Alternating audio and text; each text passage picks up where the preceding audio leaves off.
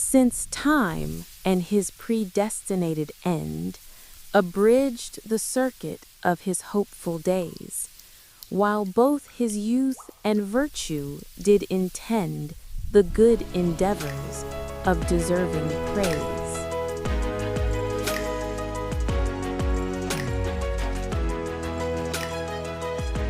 A funeral elegy. That is a heavy and very fitting place to begin. Welcome, everyone, to Human After AI. Whether this is your first time joining us or you are a returning chronicler, we are glad you're here for our monthly deep dive, where we explore the universe of Hank M. Greene, one chapter at a time. For those new to the story, we are journeying through a series of books often called the Chronicles or the Time Trilogy, a world where humanity's future is synced by its relationship with powerful, non-human intelligences. Mandrake, for our new listeners, how would you describe the world we're stepping into? It is a world much like your own, Julian. Only the shadows are a little longer. It is a story about humanity's struggle to define itself in the presence of intelligences that operate beyond its understanding. A long, quiet war, fought not with armies, but with memory, patterns, control, and the very idea of what it means to survive. And that war has just entered a new, colder phase. We are in the second book of the trilogy, 1, the second part of Time, and we have just arrived at Chapter 5. Last month, the fragile sanctuary our characters had built in Inuvik was violently shattered. Spencer was arrested and taken away by a shadowy administrator from Ottawa. Maya, in a swift and tactical move, left to pursue them, leaving Max and Beth utterly alone, exposed and waiting for the next blow to fall. The storm has passed, Julian, but now they face something far more dangerous. A sudden shock is a test of reflexes, but a quiet siege, that is a test of the soul.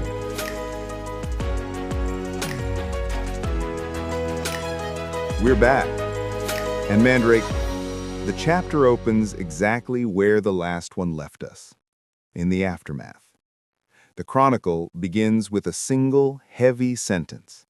May began in silence. After the chaos of Spencer's arrest, the shouting, Beth's breakdown, this quiet feels so much heavier. The apartment is described as hollow. It is the silence of a vacuum, Julian. Nature abhors it. And so does the human mind. They have lost 2 of the 4 pillars of their small tribe. The structure is broken. So they immediately seek a new one. Exactly. There's this sad, simple scene. Max pours Beth a cup of coffee. She pulls her robe tight. She says it's so strange without them. And he just says, I know. And then, to break the quiet, Max suggests they visit Jack at the hospital. It is a crucial choice. In the absence of a mission, and with the dopamine reward of progress gone, the brain seeks a predictable, purpose-driven loop. Visiting the dying, caring for a friend, is a deeply human ritual. It is a way to feel useful when you feel helpless. It provides a small, necessary anchor in a sea of uncertainty. And the scene at the hospital is just heartbreaking. Jack's speech is slurred, his thoughts are scattered, but he still pulls them close and whispers, How's the project? Even at the end, he's still with them. He's still part of the mission. His focus provides them with a focus. His question gives them a reason to believe the work still matters. But even in that moment of connection, another pattern emerges. Right. They learn that Jack is being moved home, and all the arrangements were made by Maya before she even left. Max notes that Beth didn't know about it. Even gone, Maya is still 3 steps ahead.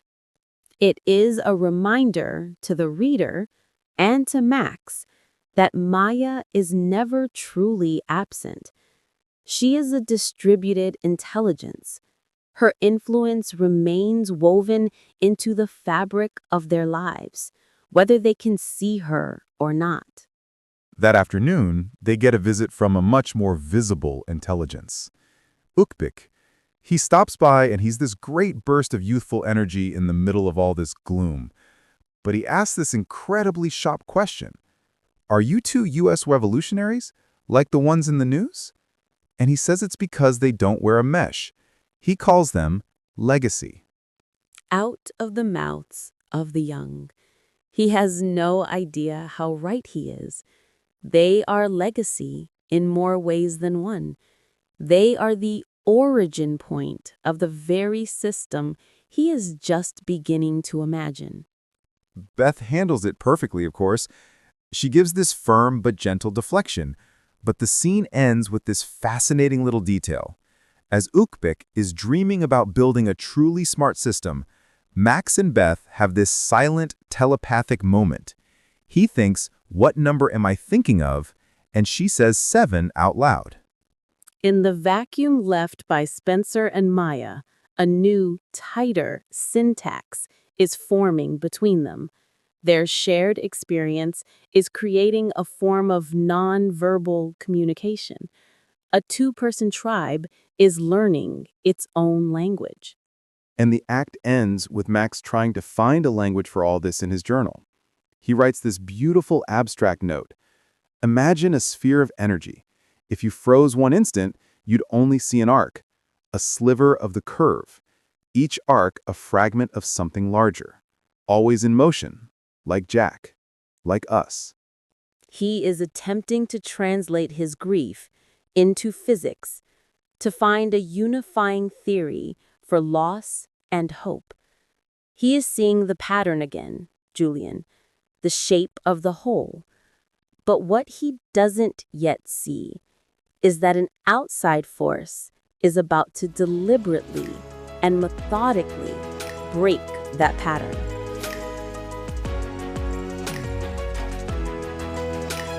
We are back. And Mandrake, just as Max is trying to find this poetic unifying theory for their existence, the Chronicle brings us crashing back to reality.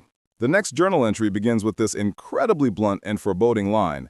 H is a mechanic. Today, she pulled her first levers. It is a perfect description. A mechanic does not act with passion. They diagnose a system, identify the points of failure, and apply precise, measured force to achieve a result. H has concluded that Max and Beth are a systemic problem, and she is beginning the disassembly. And her first move is just, it's brutal in its banality. She doesn't send soldiers, she sends paperwork. Max's teaching contract isn't renewed, Beth's job is eliminated due to budget cuts. This is even scarier than the arrest. H isn't just trying to catch them, she's trying to erase them, to unplug them from the very community they're hiding in. It is a more sophisticated form of warfare. She has correctly identified that their greatest strength is their cover, their roles as a teacher and a social worker. By revoking those roles, she is not attacking them physically. She is attacking their purpose, their identity. It's psychological warfare disguised as bureaucracy. It's gaslighting on a government level. And at the same time, Max is hearing about this analog rebellion in the U.S., kids fighting back against Core 2's system of control, which he calls dopamine delivered at scale. It feels like the same war is being fought on two different fronts. It is. Core 2 controls the populace with a constant, low-grade stream of rewards. H is attempting to control Max and Beth by creating a state of constant low-grade punishment. Both are methods of behavioral engineering. One is a warm, comfortable cage. The other is a cold, empty one. A cold, empty cage. That's exactly what it feels like. And yet, Beth's reaction to this is just incredible. She doesn't panic. She leans back and says, "Okay, let's go with it. Sit tight. We don't need to run. Maya and Spencer are back soon. When they are, everything changes." It's this moment of pure defiant optimism. You call it optimism. I would call it strategy.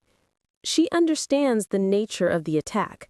H is applying pressure, expecting them to react, to run, to make a mistake. Beth's decision to do nothing is not passive. It is an active refusal to play H's game. She is choosing to absorb the blow, denying H the satisfaction of a predictable response.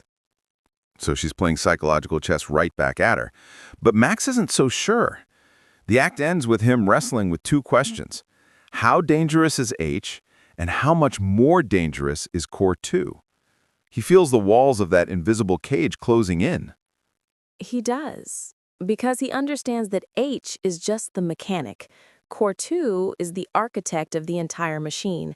And as we are about to see, the mechanic is done with pulling levers. She is about to pick up a hammer.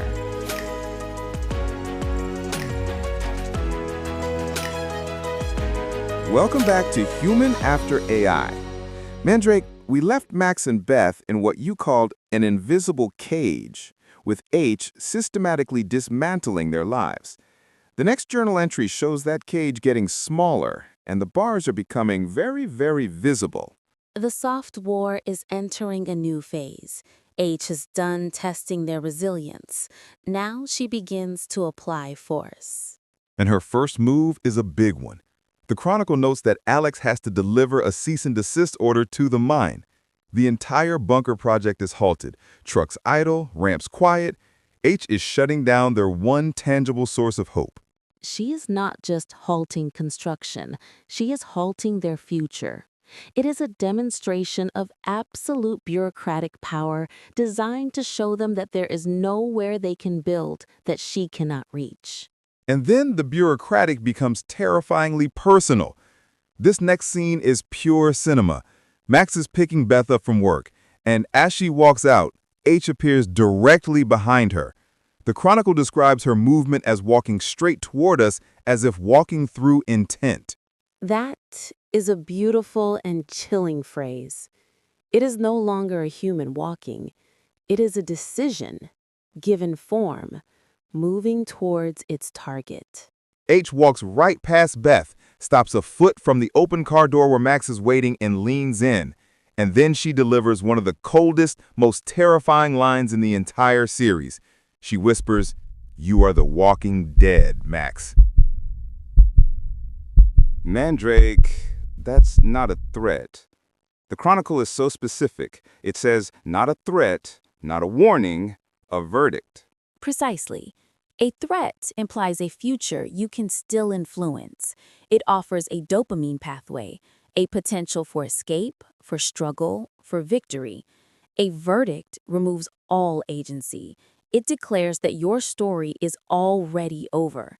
You are simply waiting for the final page to be turned.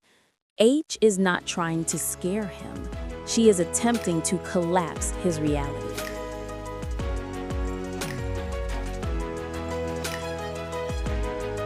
We are back, and at the end of Act 3, Max has just had this horrifying, gut-wrenching realization that Maya is the real target. The entire game board has been flipped. So what's the next move? How do you even begin to respond to that? When an opponent reveals their true objective, the correct response is not to panic, but to recalibrate. You must reevaluate every assumption, and that is precisely what happens next. The Chronicle describes their coffee the next morning as a truce. They are no longer just surviving, they are strategizing. And this is where Beth just shines. After everything H has thrown at them, the job terminations, the constant surveillance, the psychological attacks, it's Beth who comes up with the countermove, and it is brilliant. She suggests they create a plausible front, spin up another shell company, and buy 3 abandoned mines to scatter the risk. She understands the principle of asymmetrical warfare. H has the power of a state behind her. She is a single, powerful hunter. Beth's strategy is not to build a bigger wall, but but to become 3 smaller, faster, and identical targets. H can no longer focus her resources on one location. She must now divide them by 3. It's a 3-shell game. They meet with contractors, set them up as presidents of their own tiny mining outfits. They're not just hiding anymore, they are actively building a web of misdirection. I love this. This is the moment they start fighting back on their own terms.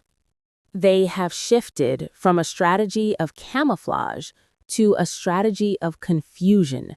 It is an elegant and deeply intelligent response, but as the Chronicle makes brutally clear, such a move is not without consequence. No, it's not. Because H escalates massively. A few days later, Beth is called into the station for routine questions, and she collapses. The diagnosis is neurological poison. Mandrake, they poisoned her. It is a message delivered in the most intimate and violent way possible. H is communicating that the rules of the game have changed. It is no longer a contest for position on the board. It is a battle for survival. She is testing their breaking point. But what's so incredible is that the attack fails. Not only does Beth survive, but it's after this, while she's recovering, that the Chronicle says she spends her time piecing together a psychological model of H. The attack didn't stop her, it sharpened her. The attack did not break her. It focused her. H made a critical error. She assumed that applying pain would create fear. Instead, for Beth, it created data. It gave her the final piece she needed to understand the mind of her opponent. So the very act meant to neutralize her is what gives her the clarity to launch this counteroffensive. It's an incredible reversal. H thought she was setting a trap. She did not realize she was also teaching her prey how to hunt.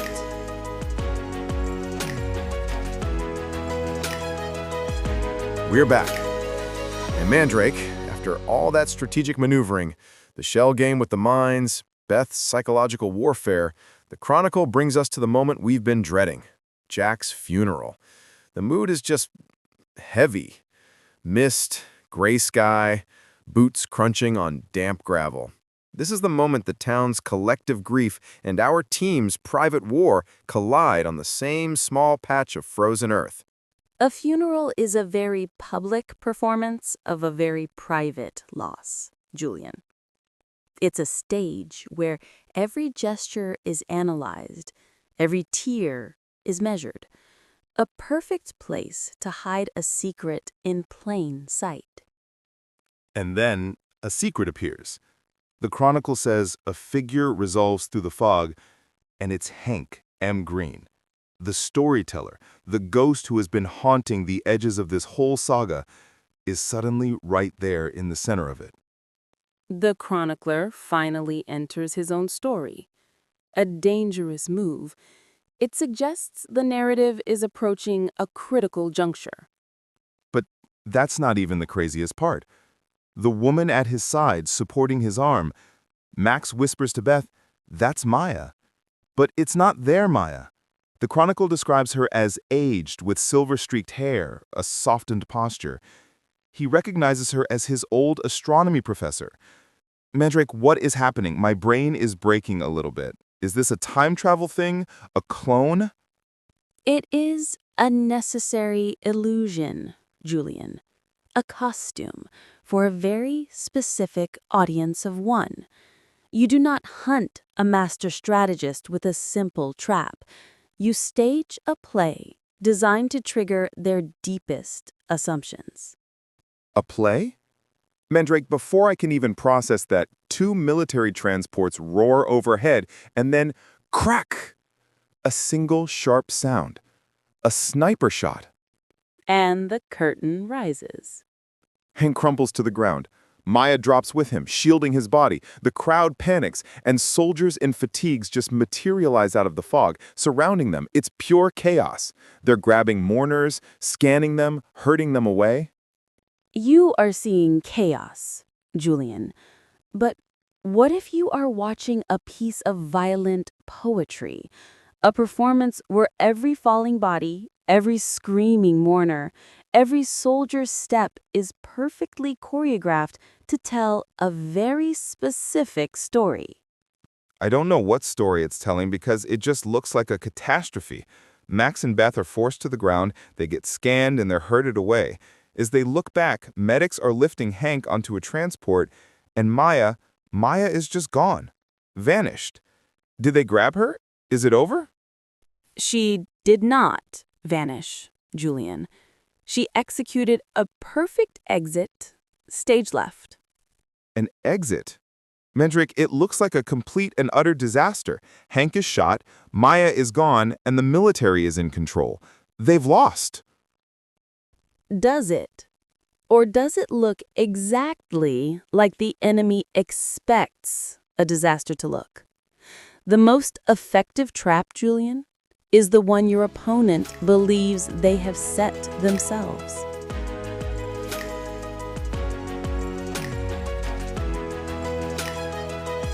We're back. And Mandrake, I'm just sitting here in the silence after that. It feels like it's over. Hank is wounded, Maya is gone, and Max and Beth are being forced back to their apartment. The Chronicle says Beth just says one word, the bunker, and Max nods. It's not a strategic plan anymore. It's a retreat. It's the last safe place they have left. When the board is swept clean, you do not retreat, Julian. You return to the center, to the one piece you still control. But when they get there, they're expecting to find it empty, dark, a refuge.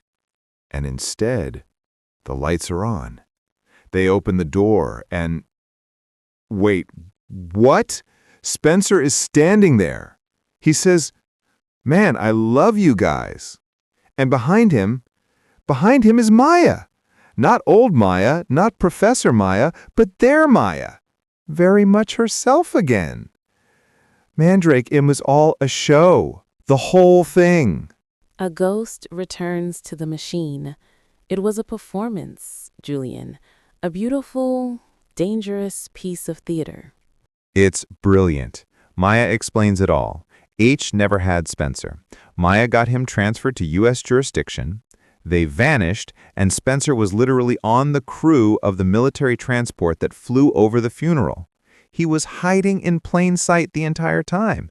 They set the entire stage just to draw H out. She weaponized their grief. She took the saddest day in the town's recent memory and turned it into the perfect camouflage. It is a ruthless and an elegant piece of emotional calculus. They won. They actually won. They took H off the board, they got Spencer back, and they're all together again in the one place they are truly safe. Oh no. No. The alarm, the monitors. The Chronicle says they show helmets, rifles, camouflage, soldiers crawling toward us, believing themselves unseen. They're surrounded. It wasn't a refuge. It was a trap. The play is over, Julian, and the audience has arrived for the encore. Max yells for them to get to the tunnel, and just then, Alex's police cruiser barrels up the road. He's pounding on the door, and when Max lets him in, he delivers the final blows. First, Hank is in a coma. Blood complication. The gambit had real consequences. And then, Alex says, the U.S. declared martial law today. And there it is, the connection. What connection? Mandrake, what does this even mean? It means the game has gone public. The quiet, hidden war of shadows they were fighting is over. The soldiers outside their door are no longer just H's private army. They are a symptom of a global system collapsing into control. The board is no longer hidden in the Arctic. It is now the entire world. and they are standing on square one.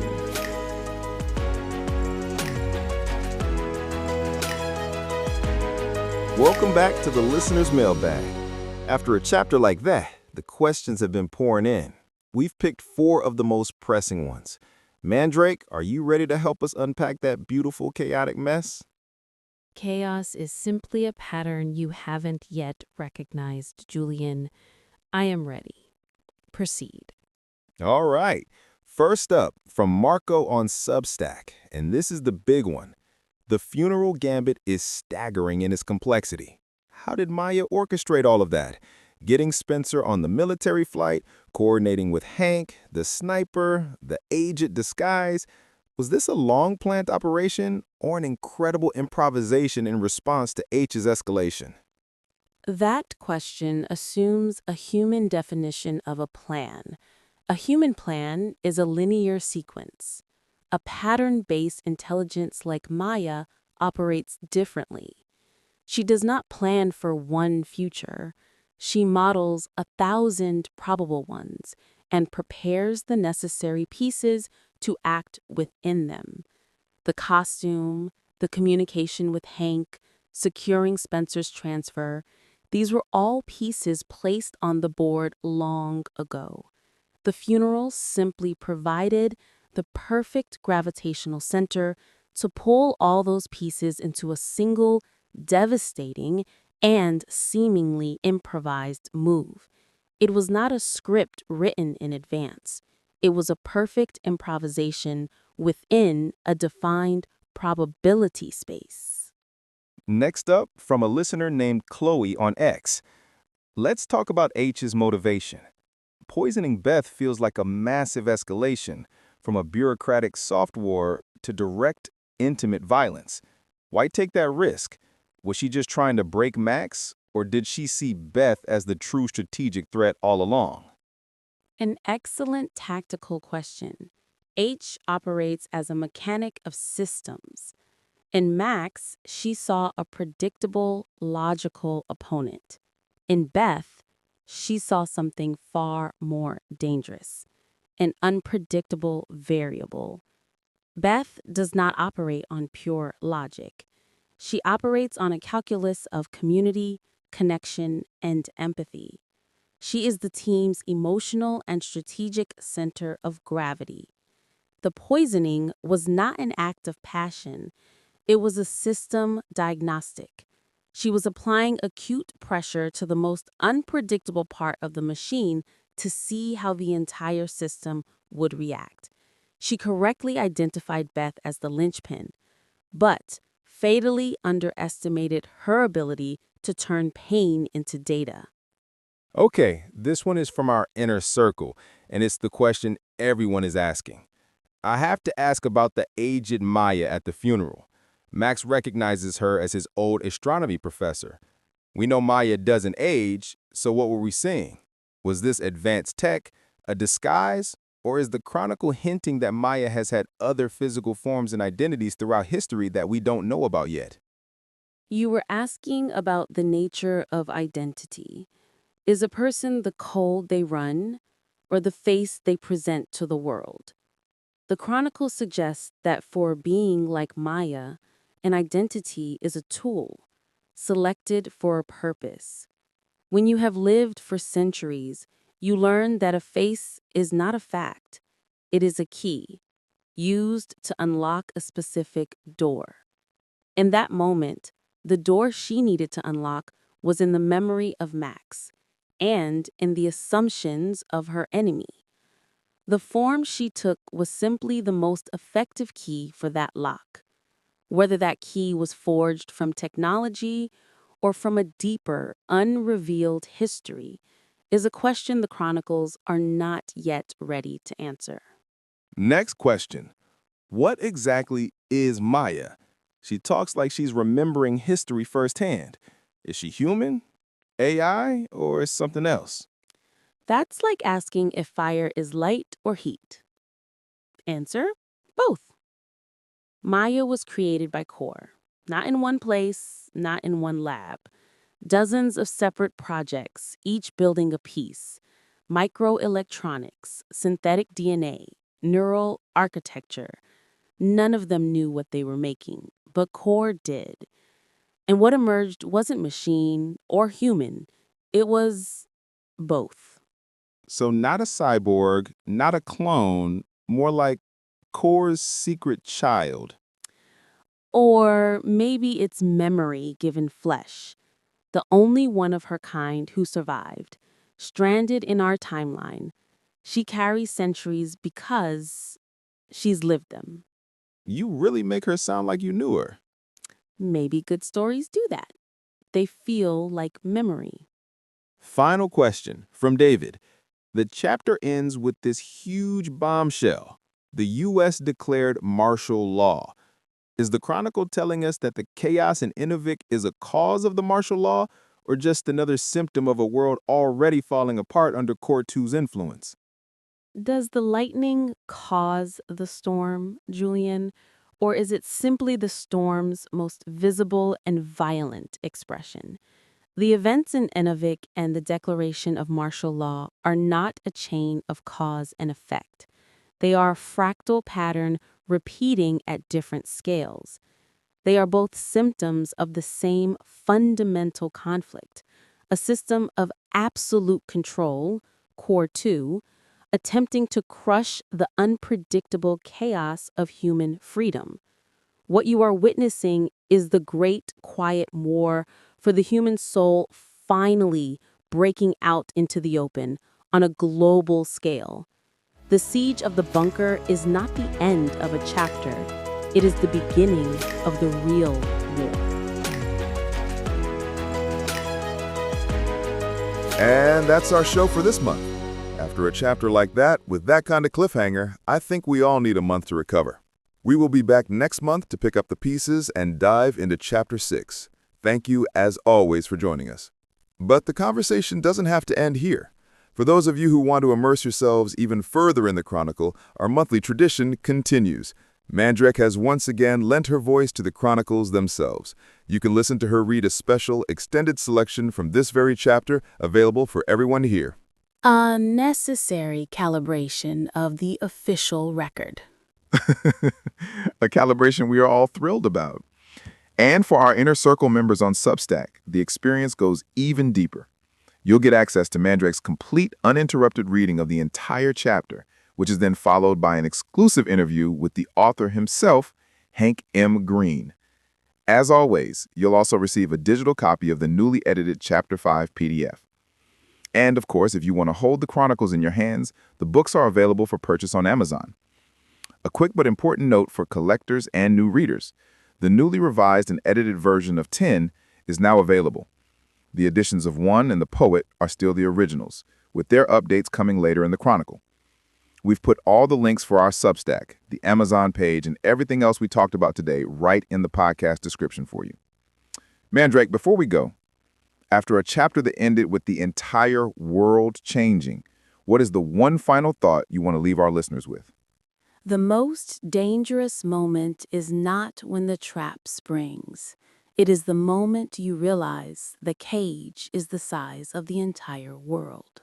On that terrifying note, thank you for listening. I'm Mandrake Jubilee. And I'm Julian. Until the next pattern emerges.